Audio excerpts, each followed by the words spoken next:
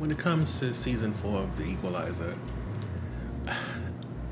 we want to give it grace because of the actor strike causing it to have a short season, but there comes a point you almost wish that instead of having a short season, it just didn't have one at all because of the sacrifices seemingly made because of the reduced episode count.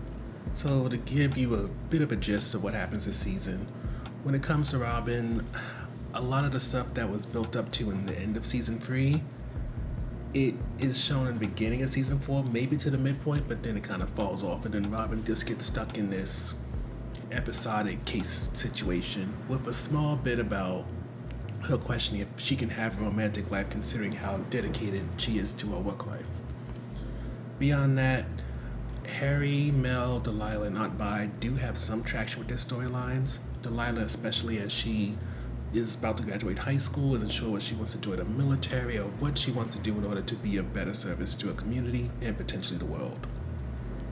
Aunt Vi, because Delilah is making plans to possibly move away, she's forced to once again think about what's next for her, which is a thought that she seemingly keeps putting off throughout the whole season. And then in terms of Mel and Harry, Harry continues to try to find ways to be valuable and even get out in the field more rather than be stuck inside. And then when it comes to Mel, once again, one of her siblings get in trouble, and she finds herself starting to really question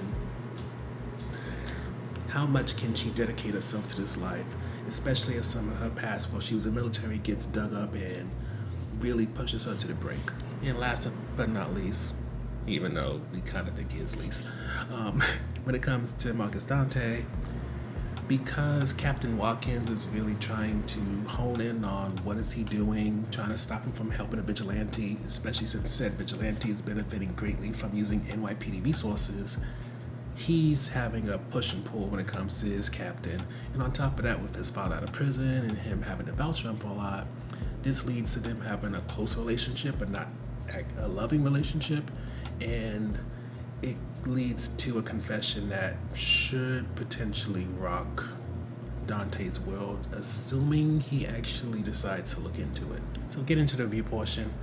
The only highlight for me is just the character arc of the supporting characters.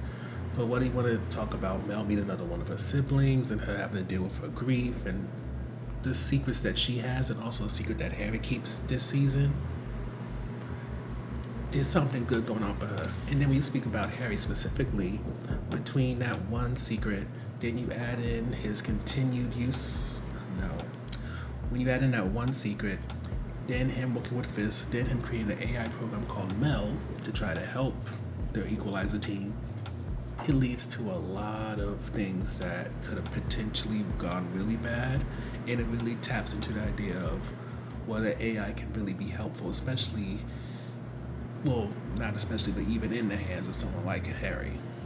But out of all the supporting characters, I would say Delilah's the only one that remains consistent throughout the whole season, as she finds herself really being tested, not in a physical sense, like she's not getting into fights or anything, but in a mental and emotional sense, as she has to recognize her privilege, as she is challenged with perhaps not being able to help people to the point that she wants to, because after some point they have to help themselves. And I would say in season 3 we saw her grow and get stronger physically, especially under Mel's tutelage, and in this season it seems like one of Aunt Vi's final gifts or lessons for Delilah is going to be building her up in order to interact with people in a way where she may be in a privileged role. She may be in a role where she has some type of power influence, but knowing how to help people without enabling them, and how to give it your all without giving your last bit of energy. So getting to the low points, which unfortunately there's 2 of them. First and foremost, the season 3 hangar where everybody was in a life or death position, it was for nothing. Unfortunately, it's just one of those situations where to build up a cliffhanger, to make it all hyped up so that you're excited for season 4, they have that there, and then absolutely nothing interesting comes from it. The Michelle Chambers situation dies off very quickly. No one shows any real emotional scarring from it, and it's something that happened. I'm sure they'll reference it in the future seasons, but considering how it was built up to be the potential somebody may die from this situation and nothing happens, it's just annoying. But probably the most annoying thing about this whole season is the Marcus and Robin relationship, and that's because their whole will they or won't they never really took off. And then when they kind of pushed them more to be something, it just didn't have the chemistry it needed. With Robin, she talks about in this season the potential that maybe because she's married to her work, anything that comes relationship wise will basically be like a mistress. My words, not hers, but you can kind of get it because she will drop things with her own daughter, including going on a college tour to go to work. So, who is some man in her life? But one of the interesting developments that makes us hopeful for the future is that Miles, who is Robin's ex-husband, he seemingly wants to come back into the picture.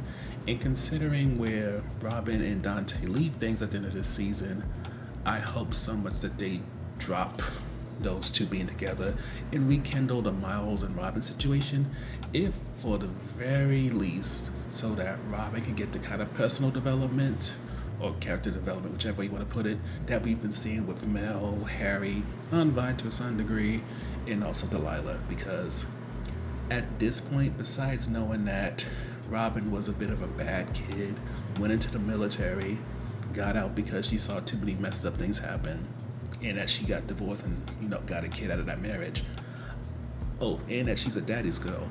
I feel like we don't know a lot about Robin in terms of who she is beyond what she tells us. So, getting into the on the fence portion, Aunt Vi is a character who I think is one of the people that got sacrificed because the shortened season. For in season 3, I believe that's when she got a girlfriend. She was working at a school. She was starting to mentor little art students. That doesn't happen in season 4. Season 4, she is largely regulated back to being at the house. And while she does go visit some old friends, including the guy who tried to hold up that department store, I feel like she kind of, instead of moving forward, she moves sideways. So yeah, you were reminded that she had a girlfriend, and there's a potential issue there because, Aunt Vi has all of Robin's secrets, but they didn't really go into that deeply. And when it comes to what Aunt Vi is going to do after Delilah, doesn't need her in her life, but just wants her because that's her aunt and they bake together and do things together, they didn't really go into that much either. They still kept Aunt Vi very much as a maternal role, who's a bit more consistent, a bit more reliable than Robin, and didn't really push her to be much more than that. Getting to the second on the fence topic, and this kind of piggybacks off of the Robin and Marcus situation, and it's just this issue that, as much as I appreciate that Queen Latifah, who is the most notable name on this show, is kind of acting as a Trojan horse to allow for lesser named actors to kind of get the opportunity to have emotional scenes, stories, and arcs, at the same time, it's kind of weird that for the most of this season, all she's doing is case by case, and we learn very little about her. She doesn't really have a storyline, and the biggest thing when it comes to this season is her questioning, can she date? And I know we just mentioned this before, but when you really think about it, it's kind of weird for a lead character, especially in a show like this, which, yes, does lean toward being an ensemble, but really is about Robin's character, to have it where that character just has basically nothing going on while everybody else has something going on in terms of growth, in terms of an obstacle, something. The next on the fence topic for us is that this season lacked a villain or any kind of obstacle either.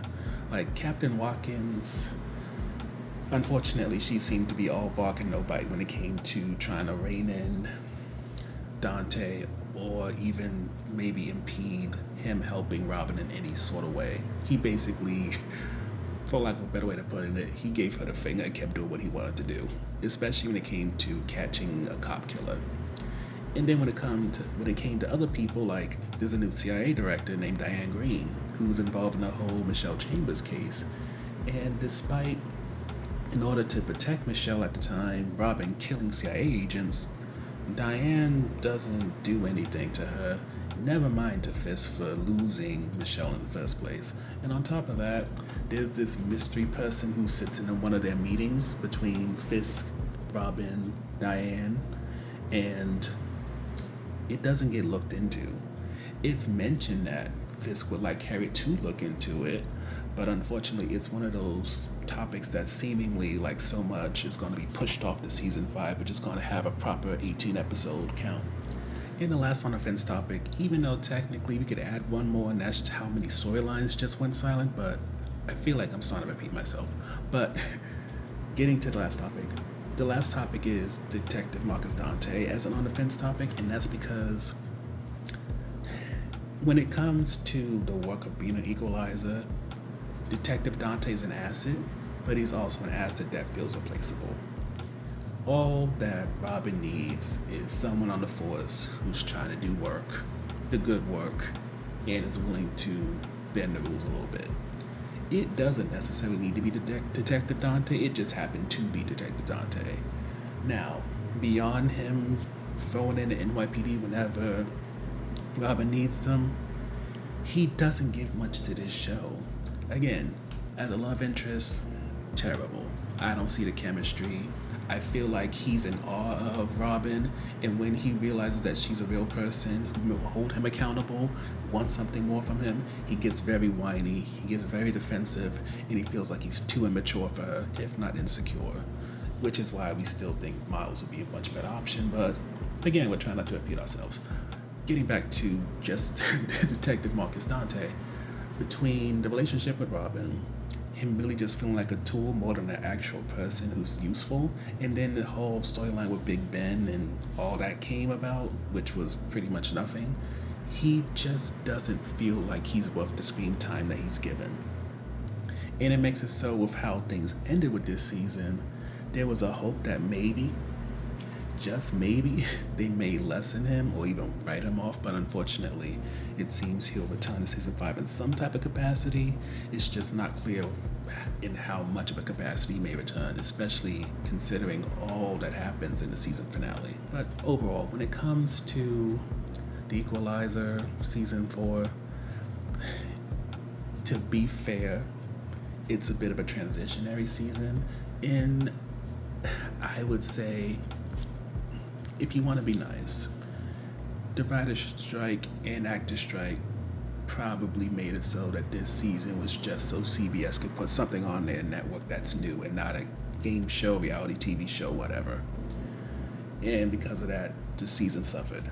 But considering all that happened in season 3, considering the stuff that was tempered out throughout season 4, there is a chance that season 5 can roar back and make this season the weakest season of the series, but at the same time, it can be considered a transitionary season toward bigger and better things.